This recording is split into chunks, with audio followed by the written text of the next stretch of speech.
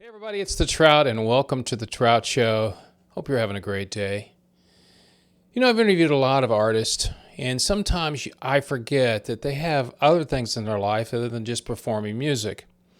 It's what they do that makes their lives interesting. This episode we talked to a young lady, a blues guitar player out of Indianapolis. Her name is Sadie Johnson. Now Sadie's only 26 and she started playing guitar when she was only 10. But her unique background is what made her so interesting to me. I actually got to meet her in Dallas when she came to perform recently. But other than just playing guitar and trying to get her footing on a recording career and writing her own music, which she's releasing a new album real soon, she also donates her time to helping children play guitar with music therapy and other things to help her community with her musical skills. I really like that, and I really enjoyed talking to Sadie. So if you like hearing about Sadie and her blues music and the fact that she was a huge, and still is a huge, Eric Clapton fan, stick around and listen to this episode or watch it here on YouTube. Before we get there, of course, if you like this channel, give me a thumbs up. I'd appreciate it. And subscribe if you like this channel. If you like this video, give it the thumbs up. It helps us with the YouTube algorithm. So up next, great blues guitar player at Indianapolis, Sadie Johnson. That's next on The Trout Show.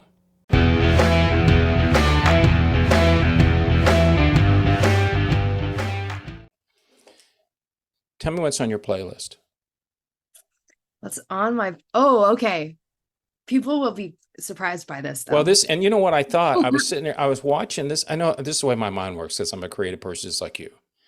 I'm watching some political stuff, and I thought, it'd be kind of interesting. It's interesting to see what people have in their playlists.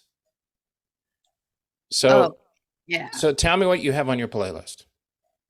All right. So, I've been getting into a lot of like R&B and more the neo soul kind of wave that's hitting kind of the jazz scene, which I'm a huge jazz head. Like, really? Oh goodness, that's what I started on. So okay. I've got Esperanza Spalding. I've got the main okay. Jacob Collier, Wolfpack, Lawrence, Sammy Ray and the Friends, like just funk bands like that. That's funny. And you'll be able to hear that in the new album, my new stuff. You'll be able to hear a lot of those influences. Right. So the straight ahead blues stuff. Oh, Madison Cunningham. Oh my gosh. She is, if you have not heard of her, holy moly. I've never heard of her. Is she a jazz person? She's like folk, a little bit more folk. But she just won a Grammy and she's my age.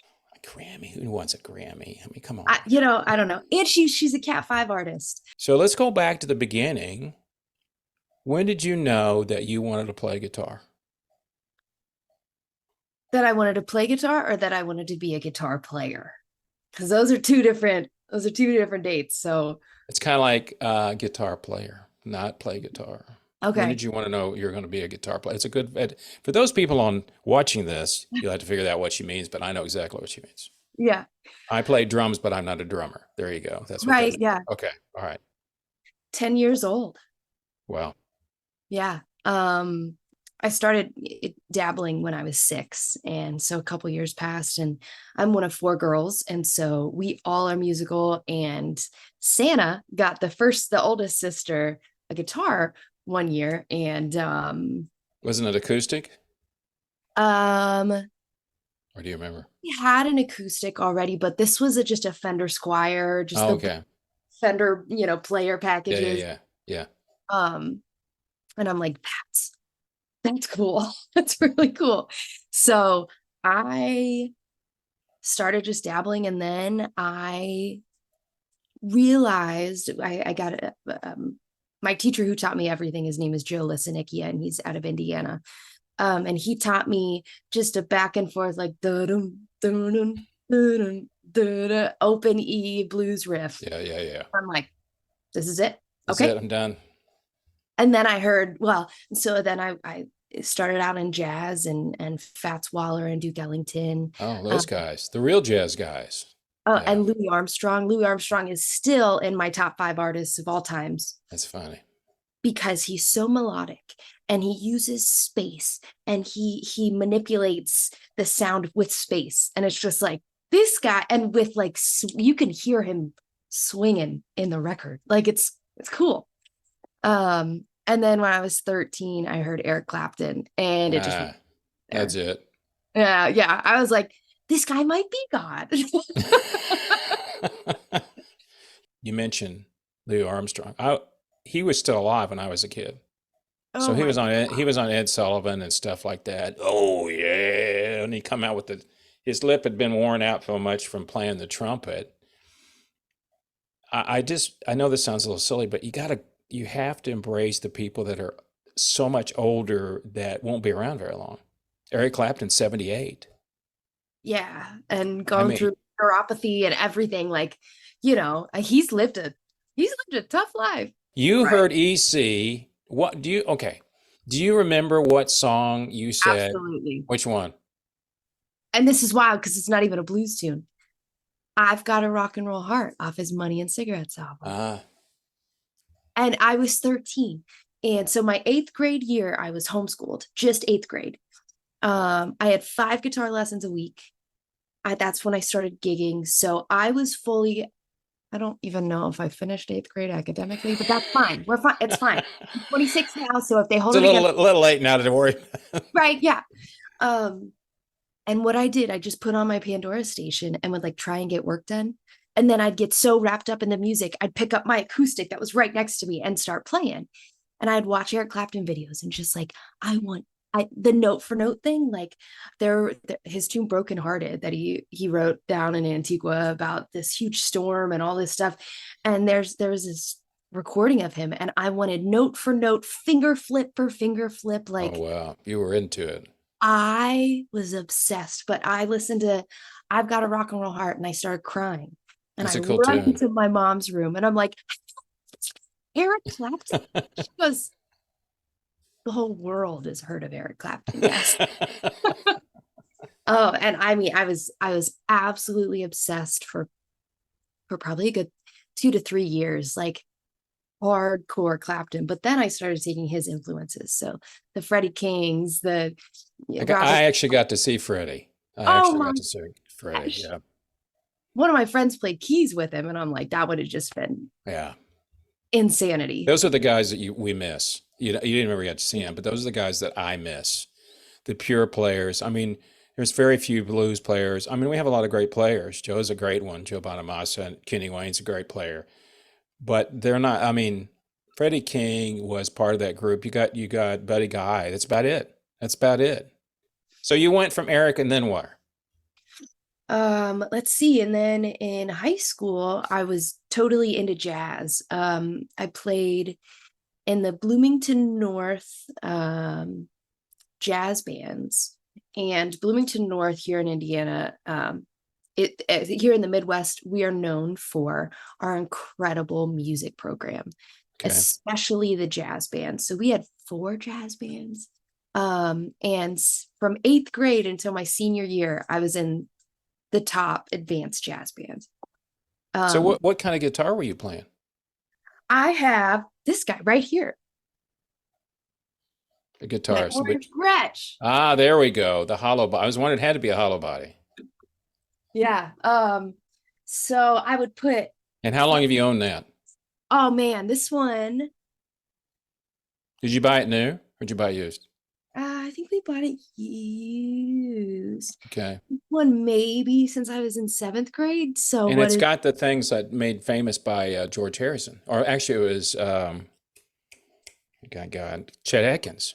The oh thing yeah, where the thumb thing on the side where it's got the markers on the for your thumb where it yep, goes.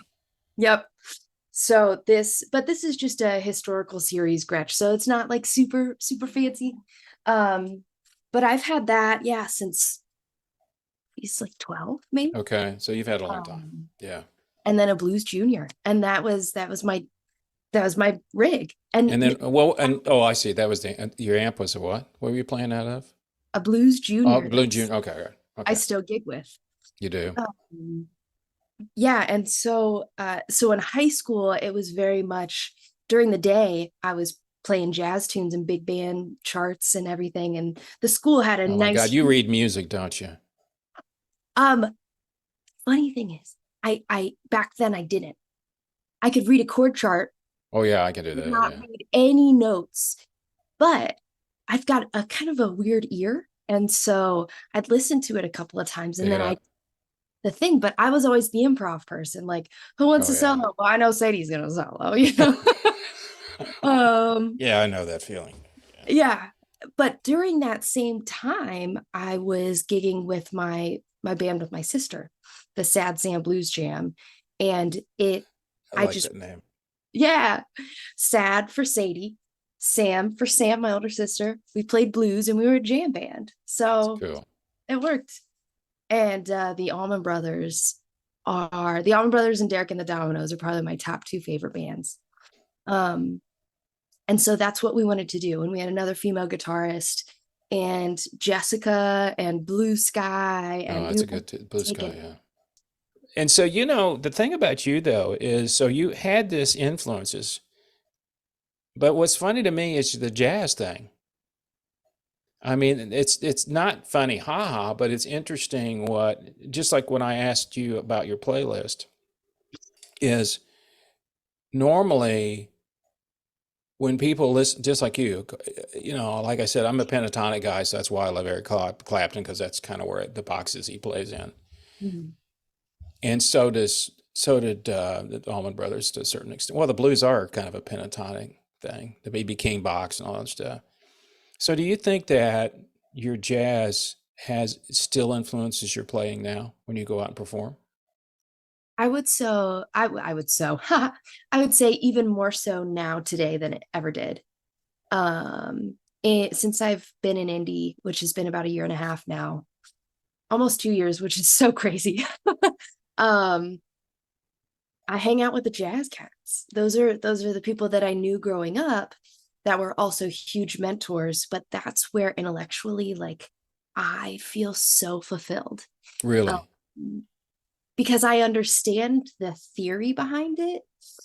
And so I just love when when it's fantastic music, when you're listening to Rob Dixon, who is one of the best saxophone players in the Midwest or in the country. I mean, Hmm. Grammy Award winning and whatnot. He's on my upcoming album, and like it's It's cool cool, stuff. isn't it?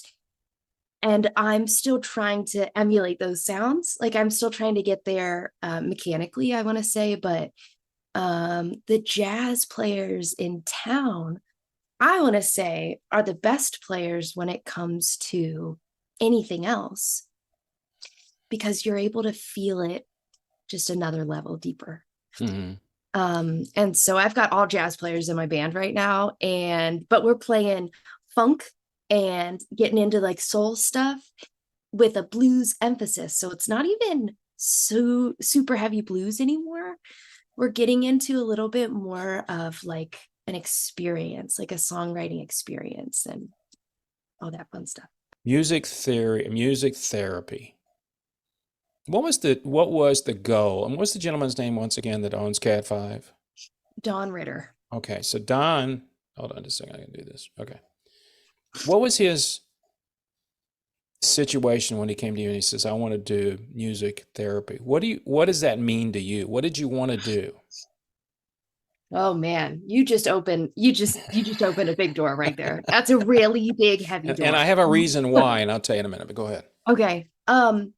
So going back I guess a little bit to our mutual friend John Cat. This man put on the or founded the blues festival in Winter Park, Colorado called Blues from the Top. Huge, incredible festival. I mean, I know Sam Fish is going to be there this year, and just everyone who's in that blues gigging world. And we all knew John very, very well. Mm.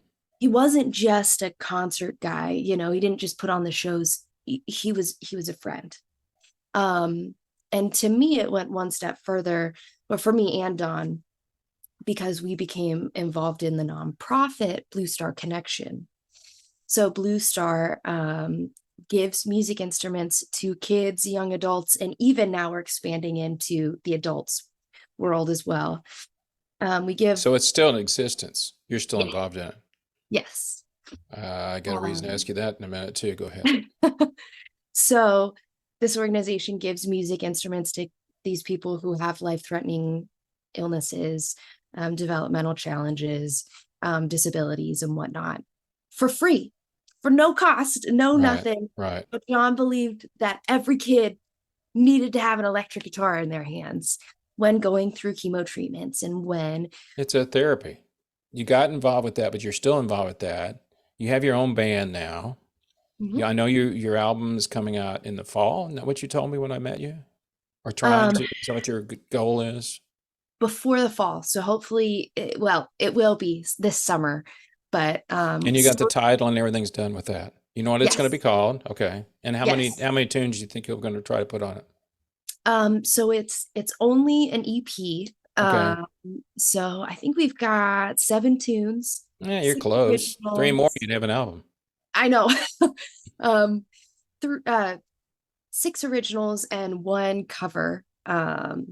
And it's everywhere from a little bit more straight ahead blues feels to super funky, almost a little bit crossover into pop, almost just a little bit, very accessible listening, to solo acoustic guitar and voice. So we've really spanned like all over the place. But you know, I think that's the one thing that people are looking. I don't know what people are looking for now, quite frankly. And well, and you know, it still goes back to people listen more to 90s, pre-90s music than they listen to anything else. That's what people, you know, that's if you go see Spotify paid somebody $500 million for their catalog, it isn't because they dislike them. They know that's what people listen to. Yeah. And I to go with 10 blues songs, you know, the problem with blues, as you well know, is it's not a big genre. You either like it or you just don't care anything about it. Yeah. But people that do like it are engrossed in it greatly, Yeah. like you. They're the diehards. They're the Hierts. And so you're going to attract people like that. So, you know, you've been playing guitar now for a while. Um, what is your two questions? One, when did you say I want to do this for a living? How old were you when you said I want to do that? um well, I in high school, I mean, I never had a fast food gig. I never, Playing. I was, we were doing 80 shows a year as a Wow. full-time high school student, as full-time high Wow. school students. Dang. So I think that's when I realized, wow, I could do this. I could do this. Then I got to college and really put down performing for a bit and focused on music therapy education. And then got out of school and did my internship, and I loved it, my music therapy internship. But then I realized, I'm like, you know what? I'm only 24, 25. Why not give this music thing a go? Um, and I have been supporting myself as a full-time musician now for a year. And now I'm even, putting out an album, and so doing all that stuff. So I think it wasn't until so recently that I kind of realized, wow, this is something that I could see longevity with. You're only as good as your last gig. I mean, if you're not booked and not playing, you ain't eating. Yeah. You know, and you've taken that leap, and I think that's amazing. I mean, I really do. I think it all. I did not want to go through that when I was a kid. I had an opportunity, but I decided not to. I didn't want to ride around in a van and 300 dates a year and eat, you know, sleep with 4 other people and eat peanut butter and jelly. I didn't want to do that, Yeah. so I took a different path. But now it's a little bit different, but because you don't, nobody sells records. You know, so if you're not touring, you're not making any money. It's Yeah. merch. I mean, it's music live and merch. That's pretty much it. And Yeah. the $3,000 a year if you get 50 million streams from, whatever. Yeah. And so now you're at the point now that you're supporting yourself. It's got to be wonderful and scary at the same time. Absolutely. What are you doing to get your name out there more, other than talking to people like me? But I mean, what else? What are you doing? I mean, you have a lot of friends, obviously, in the business already. I mean, Um, have you thought? I'm sure you have. If opening up for people that are, well known. I don't know what. I know it's changed a lot because if you're really big now, if you're opening act, you have to pay to be the opening act. I mean, that's all kind of changed now. You know. yeah. So how Um, how do you how do you approach in your business life? so it's been within the past year that I've really started to try and understand this music business industry, which is very confusing and very rigorous. Um, but I also told myself, look, I need to get an album out before I go and do something like that. Um, as I feel like I'm finally happy with the way I'm sounding. Because as musicians, we're just perfectionistic, Oh yeah. anxiety driven, interesting people. I can always uh, do better. I can always do I, better. I can always do right. better. I can always do Oh better. my gosh. Oh my gosh. Yes. And so, struggling with that a lot personally, it always felt like the imposter syndrome until I've spent the past year playing and playing and playing and teaching and playing. And so really kind of refining where I want to sit musically. Um, and now I'm just starting to be like, all right, this could be something where I could open up, for a touring act or this or that solo acoustic or full band. Like I feel like I have the right tools in my tool bag to be able Hmm. to do that. So I have been starting to get some bigger shows here in Indianapolis, which then is showing the real musicians here in the city, like, oh, she's a player, like she's Hmm. serious about what she's doing. And so it's taking the, double headlining acts with Rob Dixon. It's playing Wonder Road, which is a huge festival that's going to be held here Father's Day weekend in Indianapolis. And I mean, Marcus King is on it, Jason Hmm. Isbell, Weezer, like all over the place. And they've got a couple of local bands. And so I'm one of those, and I'm opening up the festival on Sunday. That's So great. Congrats. opportunities like that are coming through, and more radio interviews um, and all that. It's definitely a grind, but it's been like the last several months has just been this album. I need to get as close to what I hear in my head as possible. So it's taken a little longer than planned. If I understand your goal, and I mean, you're kind of an interesting person. First off, here's the advantage you got and the disadvantage. The advantage you have is you're very good at what you do. You have great ideas, you're very creative, and you have a really mix in your mind. Jazz, come on. But here's the thing that you don't have, or you have, is, and I'm not trying to be too much on this, but you're a very attractive young lady. So when you walk on stage, people go, "Well, what you gonna do? A good-looking chick." You're not tatted up until you start playing, and then it all goes away, See, and that's something personally and you as can't fix that. yeah, as an advocator for um women in music, um that it is such still a sexist world. Yes, it is. And the fact that people don't even give any musician a chance anymore if they don't look a certain way is absolutely disgusting. And the fact that we are going to stereotype people based on what they look like for their musical ability, that's just that just sucks. But it's And been that way for decades. Exactly. And And you know that's the thing about the acceptable. blues, this is a great thing about the blues. Nobody cares really to a certain extent. Oh, I would disagree. What I mean is you can be older and still play blues. You know, you don't need to be 20 years old. I mean, obviously in the pop world, you got to still be young. It used to call, when I was young, it used to be called rock was a young man's game. And it was, and I made a concerted effort to talk to you, to Joanne, maybe Kara. I've talked to Neely. I made an effort to talk to women musicians for a reason. Okay. Because I think they need more exposure. And I made, if you watch my Neely interview, I say something about how difficult it is for women. And I don't mean it's difficult, but it's different Exactly. I think, because yeah, it's not the same. And then when you start playing, it goes away.